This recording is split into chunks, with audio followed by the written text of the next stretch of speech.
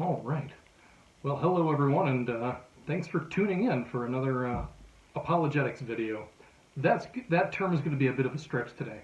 I normally don't do film reviews, but given that Dune Part 2 came out a few days ago and watched it with my friends in the theater on Sunday night, I thought I'd take a couple of minutes, just kind of give my reflections on the new Dune movies, primarily Part 2, but also Part 1 by association. And I'm doing so very much as a Dune 1984, the original movie, Loyalist. Uh, my friend, who was also watching the movie with me, he got me into the Dune movie. I want to say we were in seventh grade. And I loved it dearly. I wasn't able to successfully read the books until high school, but I did, and I have come to love Dune, Dune Messiah, Children of Dune, and the three prequels, House Atreides, House Harkonnen, and House Corrino. Didn't care for the Butlerian Jihad prequels, and I didn't read the final three books, which I've got to get around to. I'm here wearing my Atreides military uniform. I think I did okay. Given my limited sewing skills, I think it came out pretty well. I actually made this for Gen Con back in 2019. It was the last Gen Con I went to, and I even had the blue on blue contacts. I did not buy a new copy of those, a new fresh set of those strictly for this video. But Dune, going as Paul from Dune was my cosplay for Gen Con 2019, and I had no idea at the time, with COVID around the corner, that was the last Gen Con I went to. And that was a really good send-off to something that I really enjoyed. And I went to every Gen Con for 10 years. It was a very good conclusion of that little tradition. And someone did successfully recognize me. We were doing an 80s themed conga line, and they identified me as Paul from the 1984 Dune movie, and that was just perfect. Also, for the record, I am drinking my spice coffee, which is a lovely combination of vodka, Kahlua or coffee liqueur, and spice syrup, which the link is in the video below. It's called Dune Spice and Beer and Spice Coffee from the channel How to Drink. So it's a guy that reviews movies and creates a cocktail based on that movie. So this is my homemade spice syrup. I just made it today, actually.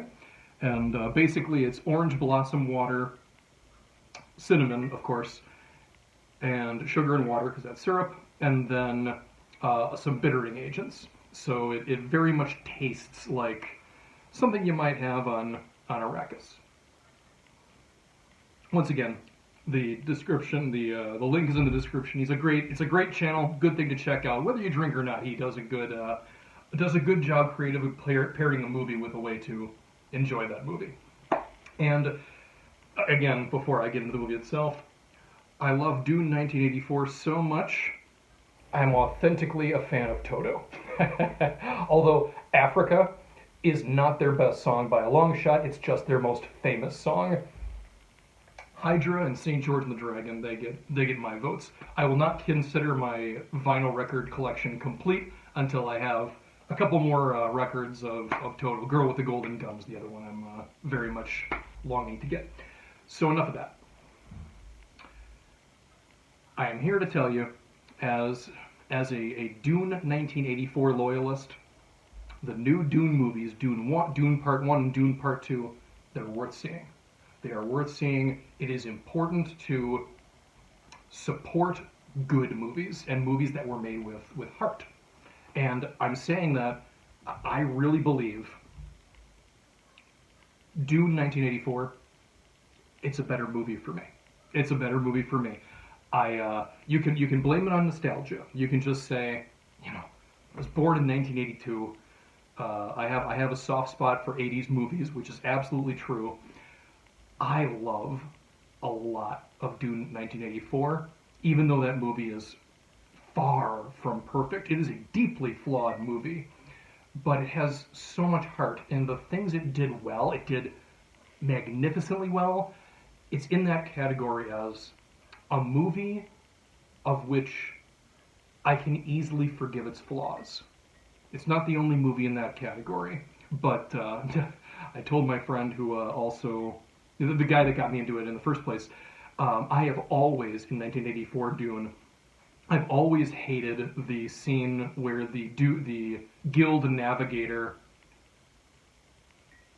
folds space and goes from the Atreides homeworld to Arrakis. That scene, that was David Lynch being too weird for his own good, and for a movie like Dune, for a story like Dune, weird is good. But like so many things in life, too much is too much, and the point is, I'm not worshiping that movie. It has its flaws. It has some things I would change if that was a possibility, but I still love it. And for Dune Part 1 and Part 2, it's just as much a visual interpretation of the original story in the books. You never perfectly translate a book into a movie. Uh, some people who dearly love The Lord of the Rings, they will tell you those Peter Jackson movies are fantastic, but they have to take certain liberties. And those movies took liberties very well and appropriately, I would think. I think most people do.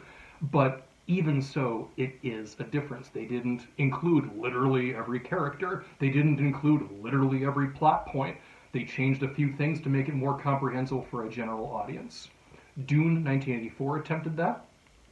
The Dune miniseries from Sci-Fi back in the early 2000s did that, and frankly, these movies do that, and that's okay for the most part. You know, everything I'll say negatively about Dune Part 1 and Dune Part 2, they're nitpicks. They're nitpicks. The movie was obviously made with a great deal of love, and I will always respect that. One thing I liked about Dune, the original, I mean, and my friends have constantly teased me for this. I love the fact that you hear the thoughts, the inner monologue of certain characters when they're thinking critical information. And people have told me, no, Justin, you're wrong. It is bad storytelling when you go for tell, don't show. And the reason I feel that Dune, the story, is an exception to that rule is because there is so much intrigue and so many characters say things they don't really mean because they're, playing the politics game or whatever. You need a way for the audience to understand what that character really is trying to achieve or hiding or whatever. And just being able to hear their thoughts from time to time I found very, very useful, and I wouldn't encourage that for an average movie, but for Dune, I just thought it worked. And so, one thing I like about the original movie is I felt like I knew the characters a little bit better. When Yui is hiding, his secret messages from the Baron, I loved knowing that he has something to hide and what he was hiding. It was able to, it helped me follow the story. And for Dune Part 1 and Dune Part 2, they didn't go that route. And frankly, there is a lot less dialogue in these movies. And that means that some of the details are left to your imagination, for better or for worse. The film reviewers I listen to the most, Critical Drinker, I know this, they have something called Open Bar. And if you want to search, I'll put the link in the description. Open Bar 85 is the one they just had a week ago. And they were talking about this, and they said that the director of these movies, Dune Part 1 and Dune Part 2, he likes to make movies, if possible, without dialogue. And so he has as minimal of a dialogue as he felt he could get away with in these movies, which means he's trusting the audience to take in the story visually and with less dialogue to rely on. And I think that's interesting, and I think he does a very good job in that goal. However, for people like me and my friend, we know the story. We've read the books, we've watched the other movie and the TV series, and so we kind of read in our expectations into the movie, which means I suspect that anyone who's a true Dune fan, whether a hardcore fan or at least kind of a casual fan, I think we're inherently watching these movies differently than how the director intended them to be viewed, because we're dumping so much of our expectations into the film. So again, that's just kind of the risk that you play when you bring a story to life in your own way. So otherwise, I have some nitpicks. I'll share one because I don't want this video to go on too long, and I have something religious to bring up because I'm a priest, and as I say, I can never turn my priest brain off. So I was watching this movie through the lens of faith. But just to give you an idea of why I love the 1984 version so much, it drives me crazy. One trope in movies and TV, I hate it when a bad guy has a gun and they get the drop on a good guy. They've got him lined up. The bad guy could shoot the good guy at any moment, but instead he stands there and says something arrogant like ha ha ha, I've got you now, and then another good character sneaks up behind him and takes care of him. And unfortunately, this is the light spoiler part of the video here. In the very first scene that happens, they show a squad of Harkonnen soldiers, and I thought they did a great job at showing that these soldiers are actually pretty good at their job, in spite of the fact that they are proverbially the grunts. These were not elite troops as far as I could tell in the scene. But then a little battle starts. One of them gets a drop on Paul. Paul is attacking one with a knife, and then he kills that one, and then one of the Harkonnen soldiers has his rifle pointing at Paul and says something like, I've got you now, desert rat.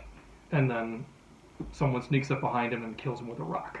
And that always annoys me. If you're gonna do that, where a bad guy's about to kill a main character, but then is saved at the very last second by a side character, it's gotta happen so quick that you can't blame the bad guy for just wasting time for no reason. So that's not so much a problem of this Dune Part 2 movie as an individual movie. It's just something I see in film a lot, and it's always been kind of a frustration with me, because it takes me out of the believability of the world in the first place. And Dune is such a fantastic world to enter into. I know people who, like me, can do that with the book like that. There are people like me, I will always love that movie for entering into that world, especially the Caladan scenes, the earliest part of the movie. I love all of those scenes. If David Lynch did a Dune prequel, but just like an hour and a half of House Atreides going about their business on Caladan, I would be so comfortable with that. Because I love those scenes, I can enter into that world, even though the story is, barely begun and very little happens plot-wise in those first few scenes. I'm just basking in the setting. And there are some people out there who think that the Dune miniseries from the Sci-Fi Channel was the best world building in that way. I respectfully disagree with that, but I can see how someone would fall in love with that series even more than these new movies and the old movie. So, hey, I mean, there's a lot of potential there. These two movies, Dune and Dune Part 2, Dune 1 and Dune... I don't know why I keep skipping Part 1. Dune Part 1 and Dune Part 2, they can do that. They could do that. They have these little details of modern Hollywood that I wish I had an easier time ignoring. So that being said, my contribution as a priest to this interpretation of the movie, again, this is kind of a light spoiler. They do touch upon the religious nature of the Fremen, the desert dwellers of Dune.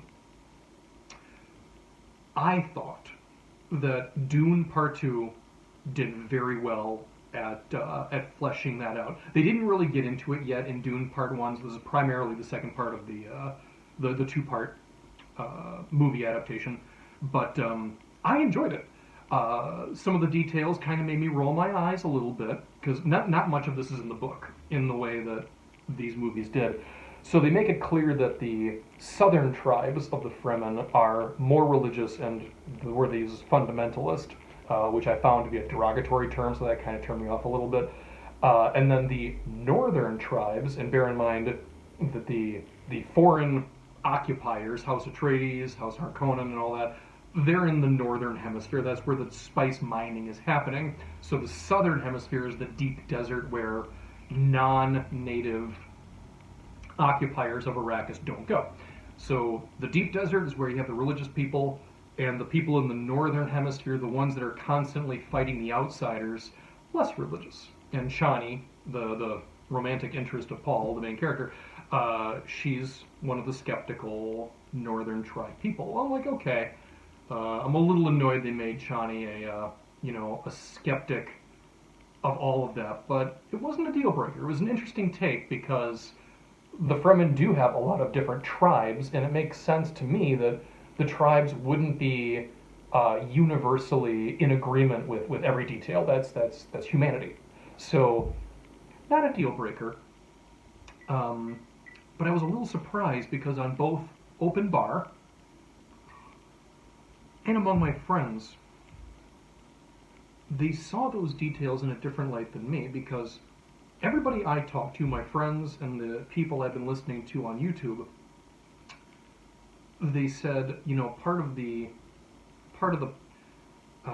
message, I guess, of these movies is, beware religious fervor, because when religious people get fired up, they can start a war across the entire galaxy. And I thought that these movies did an excellent job at showing that the Fremen have their faith. They have their religion. But the Bene Gesserits, who are also outsiders, have slowly infiltrated their faith for an occasion just like this. They kind of gave themselves what do you call it? Like a side door kind of access, where they took centuries, if not millennia, of time, gradually introducing vague prophecies into their religion that were more or less compatible with the religion that was there, but prophecies that they themselves could one day fulfill, and therefore get the loyalty of the population on their side. And I remember in the books, it kind of says the Bene Gesserits kind of do this for all planets, because they brag that the Empire in Dune is literally 1 million planets. And I'm sure those count mining operations of 12 people or whatever. It's not probably 1 million Earth-like planets with 1 billion people each or more. But still, it's a vast imperium. And the Bene Gesserits do this. They introduce little messages into these these local religions, so that when they need them, they have a way to I guess I'm blanking on the exact word. I was going to say subsume, but that doesn't really work. Okay. It's rude, but hijack their religion for their needs, and that's what happens in Dune Part 2. Paul utilizes these Bene Gesserit prophecies to make himself the Messiah and utilize the Fremen warriors to, avenge his father and all that. And I liked it because Paul makes it very clear that he doesn't believe in the prophecy. He knows what it is. He's not naive enough to believe that, but his strongest followers in the Fremen tribes want him to be that Messiah. So I found it to be a very interesting interplay. But at the same time, the lesson I would take away from that isn't beware religion, because religious people can get fired up and go to war. it's a little more complicated than that. It'd be more like beware the corruption of religion, beware people utilizing religion for their own personal needs, because that can lead to devastating consequences. So when we were in the movie theater, someone I was sitting next to, when Jessica, kind of begins utilizing this advantage that they have to kind of hit the gas on the Fremen's religious fervor. She says, we have to get them on our side, and we're going to start with the ones who are weak, the ones who will fear us. And the guy sitting next to me goes, "Ooh, Fremen Inquisition." And obviously, not the time and place to correct him, but that would in fact be the opposite of an inquisition. That's exactly the sort of thing a real inquisition would seek to prevent, of people who are entering into, church hierarchy, or intentionally misinterpreting the teachings of a certain religion for their own private needs. So, as a priest, as a Dune loyalist, as someone who just loves these books, loves these movies, all of them, I just wanted to kind of offer that I appreciate Dune Part 1 and Part 2, and I thought they did a very good job at that particular aspect of the story, even if a lot of people easily come to a different interpretation than I do. So I just kind of wanted that out there, something to think about. If you've already seen the movie, consider it. If you haven't seen the movie, thanks for watching and, tolerating a couple of light spoilers. That's what I have to offer. But even so, I do encourage you to watch it. It is important to support things that are made with heart. In my opinion, this movie qualifies to be on that list of things worth supporting. So, happy movie going, happy watching. Thank you for hearing me out, and the 80s will never die.